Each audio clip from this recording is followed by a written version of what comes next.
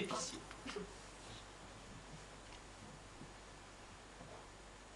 Deux fois un.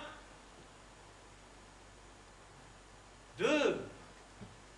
Deux fois deux. Quatre. Demain, dès l'aube, à l'heure où blanchit la campagne, je partirai. Et je partais comme le grand poète français dont j'apprenais les vers par cœur. Mais toujours la blouse grise, la maudite blouse grise apparaissait au bout du chemin. Oh. Deux fois trois. Ah, six. Chaque fois qu'il m'arrivait de vouloir emprunter les chemins de traverse, mon père surgissait, les deux mains bien à plat sur son tablier. Alors, fils, qu'a dit le maître aujourd'hui? Et je mettais les bouchées doubles, glissant derrière les murs rectilignes de Pythagore quelques poussières de mandragore. Oh, j'apprenais, comme l'homme qui s'œuvrait de lumière, à avaler éperdument les premiers rayons du soleil. Je me gavais de mots. Bientôt, je sus, en plus du français, parler l'anglais et l'italien. Mon père était gonflé d'orgueil. Comment dis-tu business en américain? Business? Business, c'est pareil. Alors je sais l'américain. Et en français? Quoi en français? Comment dis-tu business? Fuck you. Fuck you. T'es sûr? Pourquoi? Comme ça. Alors le français et l'américain, c'est pareil. Oh, qu'est-ce que tu préfères? La France ou... La France. Qui est le plus grand mathématicien en France? Pascal. Pascal. Mon père souriait béat. Le dimanche, il faisait venir tout le village. Les 26 cousins se pressaient autour de moi, et tandis que les hommes buvaient et que les femmes s'entretenaient en silence dans la cuisine, j'assénais mes dernières connaissances. Les hommes hochaient la tête d'un air entendu. Fuck you, c'est comme business. On me congratulait. Fuck you, business, business, fuck you, business, fuck you, business, fuck you, fuck you!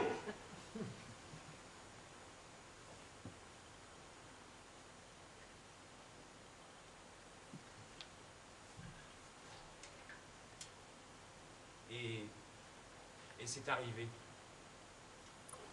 On a retiré les enfants des écoles, les malades des hôpitaux.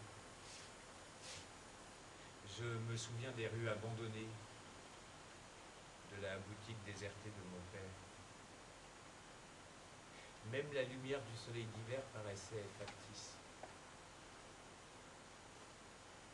Je ne crois pas avoir eu le temps d'avoir peur. Un soir, mon père a réuni tout le conseil de famille. Ses yeux riaient comme s'il se délectait du bon tour qu'il me jouait. Mon fils, je t'envoie en France rencontrer Pascal. Il s'est tourné vers les autres. Vous connaissez pas Pascal? Les études. Les études. Pauvre père. L'école fera de toi un homme libre, mon fils. L'école et Dieu. N'oublie pas. N'oublie jamais cela. God save you. J'ignore combien de sacs de papier mon père avait empli, pesé, échangé contre de pauvres billets bleus, mais il m'avait offert mon billet d'avion. Un aller, mon fils. La France te paiera ton billet de retour. La France est un pays riche, riche et intelligent. Ils t'attendent. Pascal t'attend. Va, mon fils.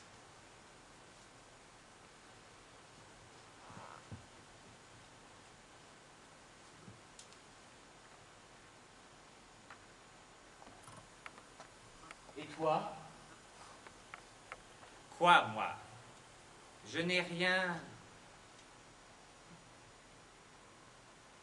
Qui voudrait de ce rien? Qu'est-ce que je risque? Et puis tu sais combien j'ai horreur qu'on reste dans mes pattes. À ton retour, je te présenterai Drita, la fille du coiffeur. Elle s'est libre et comptée. Que dis-tu de cela?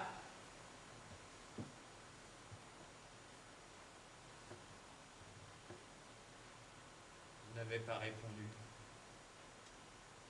Trop occupé à tourner et retourner dans mes doigts